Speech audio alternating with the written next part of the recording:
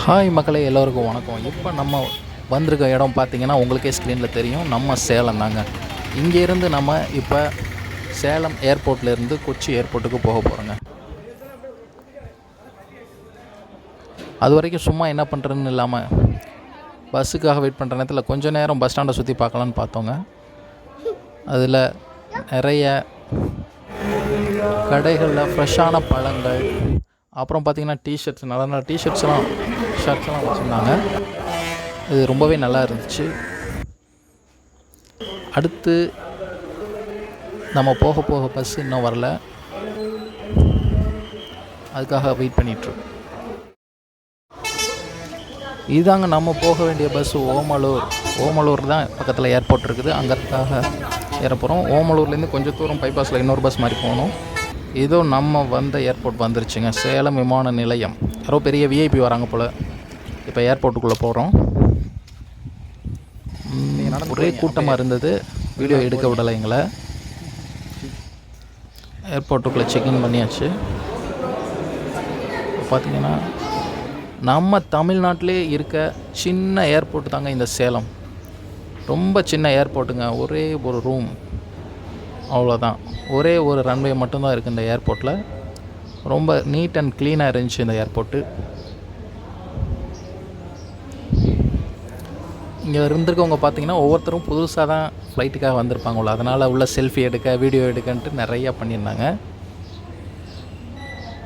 பார்த்திங்கன்னா அங்கே ஒருத்தரை செக் பண்ணிக்கிட்டு இருப்பாங்க. ரொம்ப கடுமையான செக்கிங் தாங்க.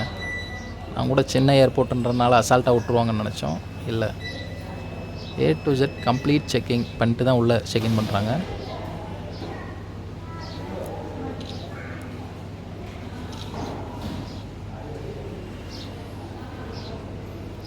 நாங்கள் வர்ற ஃப்ளைட்டுன்னு நினச்சி எல்லாம் ஓடி வந்து பார்த்தா இல்லை, அது ட்ரெயினர் ஃப்ளைட்டுங்க. ஃப்ளைட் ஓட்டி பழகிறவங்களுக்காக அந்த ஃப்ளைட் வச்சுருக்குறாங்க. உள்ளே 2 பேர் மட்டும்தான் உட்கார முடியும். ஃப்ளைட் ஓட்டி பழகிறவங்க இதில் ஓட்டி பழகிக்கிட்டு இருக்காங்க. ரொம்ப சின்ன ஃப்ளைட்டுங்க, 2 பேசஞ்சர்ஸ் மட்டும்தான் உட்கார முடியும் போல்.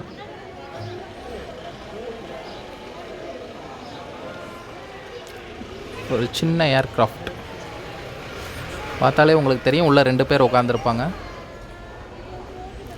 ரொம்பவே சின்ன ஏர்போர்ட்டுங்க இந்த ஏர்போர்ட்டு. இதுலேருந்து ஒரு 2-3 சிட்டி, 4 சிட்டின்னு நினைக்கிறேன், அவ்வளோதான் போயிட்டு வந்துகிட்ருக்கு விமானம்லாம். ஏர் இண்டியா போகுது, அலைன்ஸ் ஏர் போகுது. ஒரு 2-3 விமானங்கள் மட்டும்தான் போயிட்டுருக்கு. இதோ நம்ம ஏற வேண்டிய ஃப்ளைட் வந்துருச்சு, உள்ளே வந்துட்டோம். ரெக்கையே பயங்கரமாக இருக்குங்க. எனக்கு தெரிஞ்சு இன்னொரு விமானத்துலலாம் அந்த கண்ணாடிக்கு கீழே ரெக்கை இருந்துச்சு. அதனால் இந்த விமானத்தில் நான் சீட்டுக்காகவே சரி ரெக்கை மறைக்கும்னு சொல்லி கேமரா ஆஃப் பண்ண சொல்கிறாங்க. ஆமாம், இந்த கண்ணாடிக்கு கீழே தான் ரெக்கை இருக்கும். சரி விமான ரெக்கை மறைக்கும்னு சொல்லிட்டு சீட்டுக்கு தனியாக பே பண்ணி நாங்கள் வந்தோம். பார்த்தா கண்ணாடிக்கு மேலே இருக்குதுல ரெக்கை. உள்ளே போகலாம். உள்ளே வீடியோ எடுக்கவே அனுமதிக்கலை. பார்த்திங்கன்னா அங்கே ஒரு பாப்பா இருந்துச்சு. அந்த பாப்பா விமானம் பறக்கிறப்ப அழுதுச்சு. பார்த்திங்கன்னா மேனுவல், நம்ம ஏர்ப்ளேனில் என்னென்ன பண்ணக்கூடாதுன்ற டீட்டெயில்ஸ் இதில் இருக்கும். ரொம்பவே நீட்டாக இருந்துச்சு. என்ன இதில் ஒரு சின்ன கஷ்டம், அதை நான் உங்களுக்கு சொல்கிறேன்.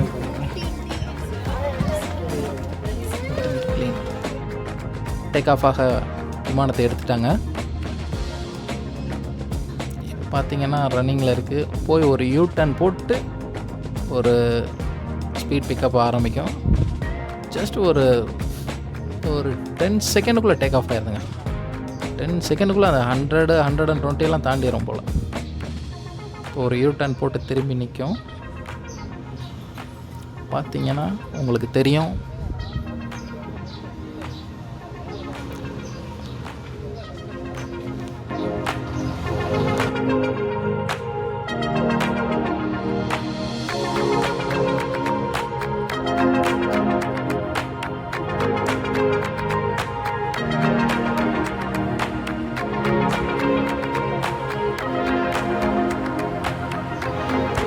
ஃபுல் ஸ்பீடில் கிளம்ப ஆரம்பிச்சிருச்சுங்க. பார்த்திங்கன்னா ஒரு 5-6 செகண்ட்ஸ் தான் அது ஃப்ளைட் டேக் ஆஃப் ஆக ஆரம்பிச்சிருக்கு.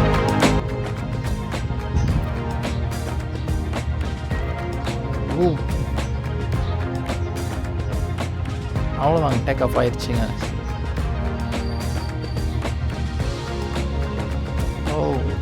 சூப்பராக இருக்குது.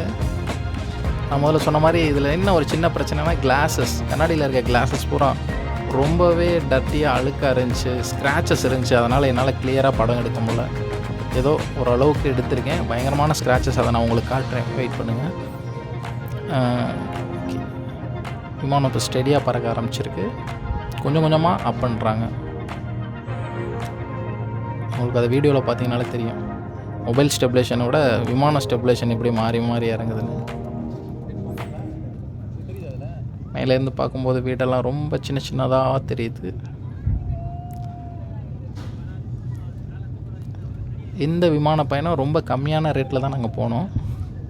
சேலத்தில் அதிகமான பேசஞ்சர்ஸ் ஏற மாட்டாங்கன்றனால சேலம் டு பெங்களூர், சேலம் டு கொச்சின் மட்டும் ரொம்ப கம்மியான விலையில் விமான டிக்கெட் தராங்க. நீங்கள் போய் சர்ச் பண்ணி பார்த்தீங்கன்னா தெரியும் வெப்சைட்டில். அருமையாக இருக்குது. அங்கே இருக்க ஏரியெலாம் தெரியுது, பார்த்தீங்கன்னா உங்களுக்கு தெரியும். கிளாஸஸ் ஓவர் ஸ்க்ராச்சஸ்ங்க, அதுலேருந்து பார்க்கவே முடியல. ஏர் ஹோஸ்டர்ஸ்கிட்ட கேட்டேன், ஏங்க எவ்வளோ ஸ்க்ராச்சஸ் ஆகிருக்கு, வீடியோ எடுக்கணும், ஜன்னலை திறந்து விடுங்க, வீடியோ எடுக்கணும்னு கேட்டால் அவங்க ஜன்னலை திறந்தால் நாளைக்கு ஃபோட்டோவில் தாங்க நம்மளாம் வருவோன்ட்டாங்க. பார்த்திங்கன்னா உங்களுக்கே தெரியும் ஸ்க்ராச்சஸ் எவ்வளோ இருக்குது பாருங்கள். ஏதோ இதெல்லாம் தாண்டி ஓரளவுக்கு மீடியமாக எடுத்துட்டோம். மேலே க்ளவுட்ஸ்லாம் எவ்வளோ அழகழகாக தெரியுது பாருங்கள். அப்படியே கோல்டன் க்ளவுட்ஸ் மாதிரிலாம் நிறைய தெரிஞ்சது. இது ஒயிட். இப்போ பார்த்திங்கன்னா நம்ம கேரளா கிட்டே வந்துட்டோம். கேரளாவில் இருக்க அந்த பெரிய நதி உங்களுக்கு தெரியுதுன்னு நினைக்கிறேன். செம்மமாக இருந்துச்சு. கிளாஸ் மட்டும் கிளியராக இருந்துச்சுன்னா அது அருமையாக படம் அடிச்சிருக்கலாங்க, முடியலை. இப்போ ஃப்ளைட்டில் லேண்ட் ஆக போகுது. பார்த்திங்கன்னா தெரியும், அந்த வீடோட அமைப்புகளை பார்த்தாலே நம்ம கேரளாக்குள்ளே வந்துட்டோன்னு தோணுங்க. எல்லாமே அருமையாக இருந்துச்சு. உண்மையிலே இந்த ஜேர்னி சூப்பராக இருந்துச்சு. நீங்களும் ஒரு தடவை ட்ரை பண்ணி பாருங்கள். கம்மியான ரேட் தான், வெறும் 1000 rupees தான் வந்துச்சு. வித் டேக்ஸோட 1050 தான் வந்துச்சு.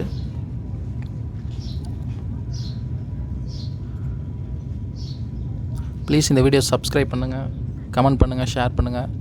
லேண்ட் ஆயிடுச்சு. இது தாங்க நம்ம கொச்சின் இன்டர்நேஷ்னல் ஏர்போர்ட். எவ்வளோ பெரிய ஏர்போர்ட் தெரியுங்களா? ஏகப்பட்ட ஃப்ளைட்ஸ் நிற்கிது, கணக்கு வழக்கு இல்லாத ஃப்ளைட்ஸு. பெரிய இன்டர்நேஷ்னல் ஏர்போர்ட்டு கேரளாவில். இது நம்பர் 1 நினைக்கிறேன். அதுலேருந்து பஸ்ஸில் வெளியே வரோம். அந்த ஏர்போர்ட்டே பார்த்திங்கன்னா அந்த கேரளா மாடல் ஸ்டைலில் கட்டியிருப்பாங்க. எல்லாமே ரொம்ப சூப்பராக இருந்தது.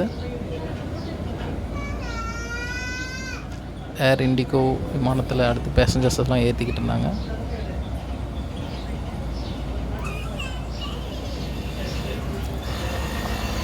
அவங்க கட்டடக்கலை பாருங்கள் எவ்வளோ அழகாக இருக்குது. Kochi international airport.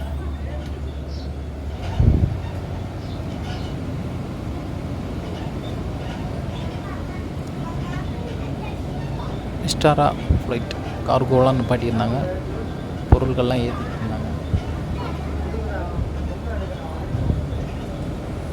அவ்வளோதாங்க, கேரளா வந்தாச்சு. அடுத்து நான் உங்களுக்கு கேரளாவில் இருக்க லுலு மால் பற்றி ஒரு வீடியோ போடுறேன், கண்டிப்பாக மறக்காமல் பாருங்கள். உண்மையிலே சூப்பராக இருந்துச்சு. நான் இது வரைக்கும் சென்னையில் பார்த்த மால்களை விட கேரளாவில் ரொம்பவே அருமையாக இருந்துச்சு அந்த லுலு மால். மறக்காமல் அடுத்த வீடியோவில் அது வரும், பாருங்கள். அவ்வளோதான், இறங்க போகிறோம். பஸ் வந்துருச்சு.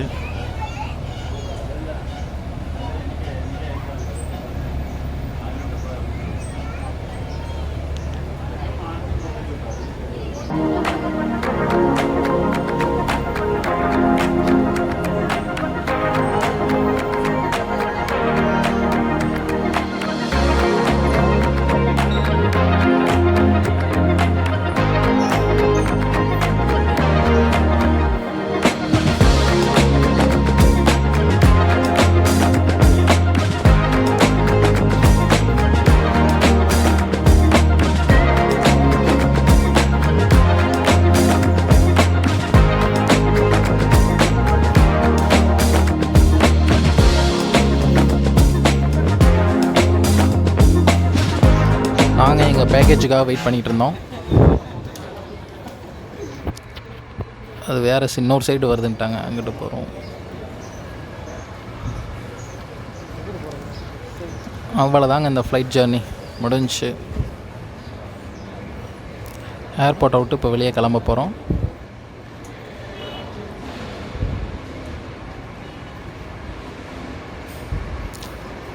ரொம்பவும் சூப்பரான மறக்க முடியாத ஜேர்னி இது. எக்ஸிட் பாயிண்ட் வந்தாச்சு.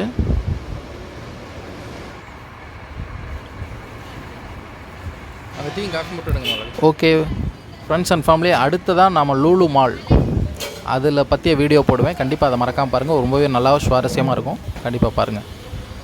கடைசியாக ஒரு டீயை குடிச்சிட்டு கிளம்பலாம் கேரளாக்குள்ளே. Thank you guys, thank you so much. Please subscribe, share and comment.